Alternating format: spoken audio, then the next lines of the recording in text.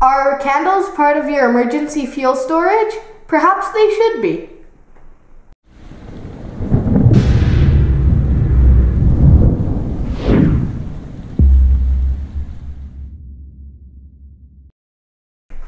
Hi, we're the Provident Preppers. Candles are inexpensive and safe to store. They can be used for emergency lighting, emergency cooking, And emergency heating.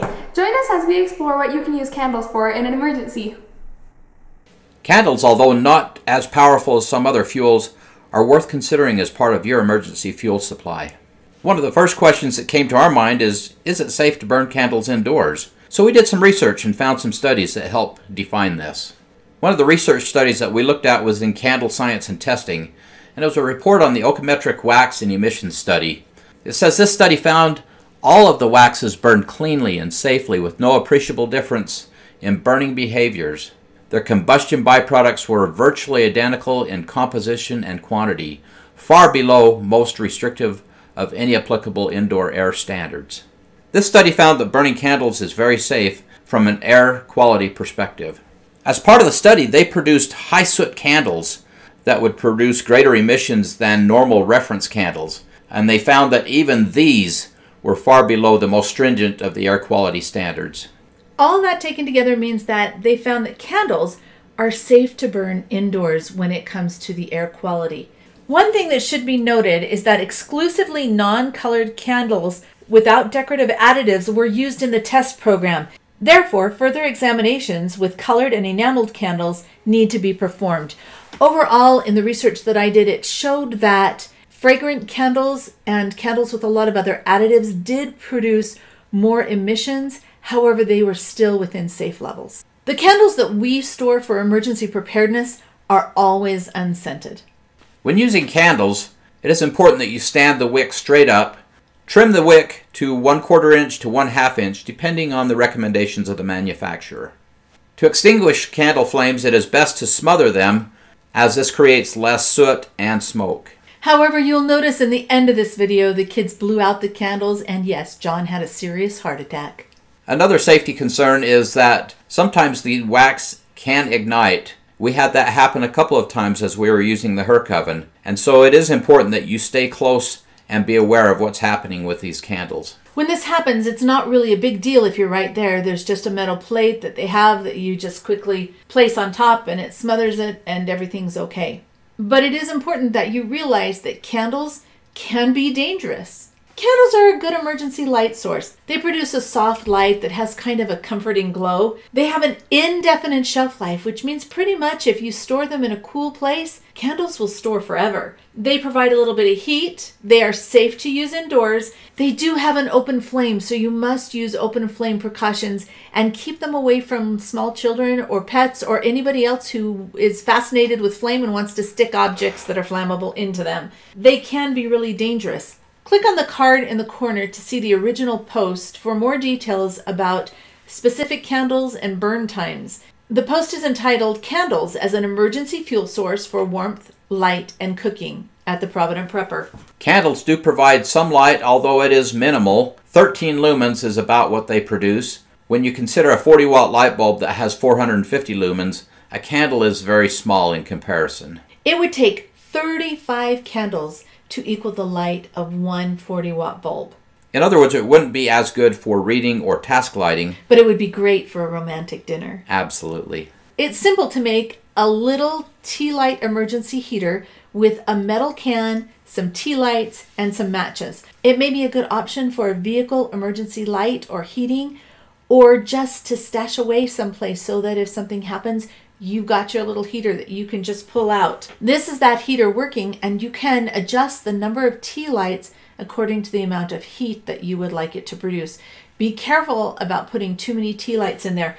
The temperature on that little heater with 7 tea lights ranged from 210 degrees to 230 degrees. So it was a wonderful place to put your hands over and warm up. However, if you touch the side of the can, it is hot enough to burn you. Be careful that you only use it on a non-flammable surface. So this little heater is really good for warming your hands, and it will provide a little bit of heat for a room, but in reality it really won't do a whole lot for heating any size room at all. We used this little candle heater when we were doing our grid down challenge in January, And I can tell you that while it provided a little bit of warmth, it definitely did not make me warm. So we experimented a little bit with the concept. If you look on the internet, you'll see all kinds of little tea light heaters. And the concept is very simple. You have the little tea lights inside of a container, such as a bread pan, and then you put a terracotta pot on top, and you block the hole on the top of actually it's on the bottom of the terracotta pot with some type of non-flammable material like aluminum foil. And then you place a slightly larger pot over the top. And what this does is it adds thermal mass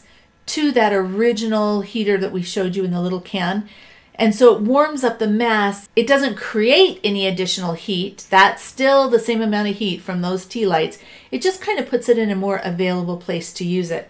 However, this design for us was really unstable. I was very uncomfortable that the kids would knock it over. And so we came up with this design. I used that round cake pan, and it seemed to be much more stable, but it still was only producing about 249 degrees, which isn't bad. If that's all you have, that can be a great source of heat when there's no other heat available. As we experimented, we actually changed the design and moved from candles to safe heat, which is a form of alcohol that can be burned indoors. It's used by caterers. And we put it inside the folding stove. One of the other problems with that little heater was that the pots are really hot. And in order to change out the tea light candles underneath, you have to lift that hot pot off, put in new candles, and then take the pot and set it back on top. And that worried me.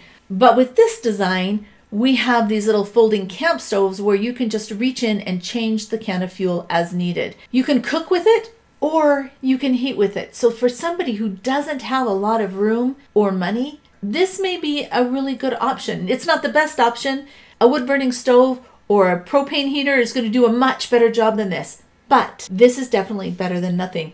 If you notice, this setup reaches about 427 degrees. So it's significantly hotter than the setup with the tea lights. If you'd like to know more about how to do this, click on the card in the corner and it'll take you to the post that we created and help you build it yourself. This was one experiment that we did using a rack and some bricks to create a little stove. We decided that the tea lights were just not close enough to the pan to work as effectively as they could. We created another little cooking device using a cake pan with a foil lining in it and then put the tea lights in that. That put the tea lights closer to the pan and it did a much better job of cooking. Tea lights cook at a lower temperature. It takes longer to bring water to a boil and to cook something, but it definitely can get the job done. During our 30-day grid down cooking challenge, I fell in love with the HERC oven. The HERC oven uses 20 tea lights in 2 separate trays to power the oven. The HERC oven cooks at a lower temperature than my regular oven, but sometimes this can come in handy. We made shepherd's pie in the oven, and the girls came home a couple hours after the rest of us ate dinner. So I just took out one of those trays of tea lights and left one in, and the HERC oven kept their dinner warm until they got home 2 hours later. We were able to bake pizza in the oven. Now the HERC oven does not get to 450 degrees. So what I did is I baked the crust first and then I added the sauce and the cheese and melted that on top. And it really turned out delicious. This is John's favorite spiced applesauce cake and some delicious lemon bars. We really learned to like the HERC oven. And like I said, it does not perform as well as my regular oven. And Dutch oven will maintain a much higher temperature and cook the food differently. But it is so nice to be able to cook indoors during a power outage and still be able to bake my food. Candles have an indefinite shelf life as long as they're stored in a cool place. Obviously, you want that away from heat and out of direct sun. They're not harmed by moisture. In fact, you can put candles in water for 10 years, take them out, and light them, and they'll still work. And they are not explosive. And they can be safely stored indoors. So these are all some really good things about candles that make it something that you ought to consider. This is 400 tea lights. We paid $4 for each package of 100 tea lights. You can purchase tea lights that have between 4 and 6 or 7 hours of burn time. These happen to be 4-hour tea lights, which means that I can cook for 200 hours on the stovetop with 8 tea lights, or I can use 20 at a time in the HERC oven, and it will give me 80 hours of cook time. That is a lot of cook time for the fuel that is in that small space. When you're looking at storing the fuel for emergency, you may want to store it in a bucket so that you have a lot in a very small space. The square bucket on the left holds 600 tea lights. I left those in the original packaging because they're easier to handle, and I also put 2 butane lighters in that bucket. When I open that bucket in an emergency, I have my lighters and my tea lights, and I am ready to go. The 5-gallon bucket on the right will hold up to 800 tea lights if you take them out of the package before you store them in that bucket. Another creative way to store tea lights is in a shoebox. In this case, we have 168 tea lights in this shoebox along with a lighter. This will provide about 84 hours of stovetop cooking and about 33 hours of HERC oven cooking. And the best part is everything in that shoebox only costs $10.50. That's a lot of cook time in a very little box for very little money. A number 10 can will hold 121 tea lights. That's 60 hours of stovetop cooking or 24 hours in a HERC oven. When you store tea lights, it is best to store them upright. It helps that little metal tin contain that wax even if it gets warm. We recognize that candles are not the ideal fuel source. However, they are inexpensive, they do store very safely, and they can store forever. They take up very little space. They can provide light, cooking, and warmth. And although they're not ideal, they can get the job done. We invite you to Google the Provident Prepper, candles as an emergency fuel source for warmth, light, and cooking. This post has a lot of additional information that we weren't able to put in the video, and we encourage you to take a look at it. Also on our YouTube channel, we have emergency fuel storage and grid down cooking lessons. We hope you'll take a look. Candles are not the answer to all of your fuel storage needs. However, they do have their place in your fuel storage arsenal. And now for the question of the day. What experiences do you have using candles in an emergency? Comment below. And thanks for being part of the solution.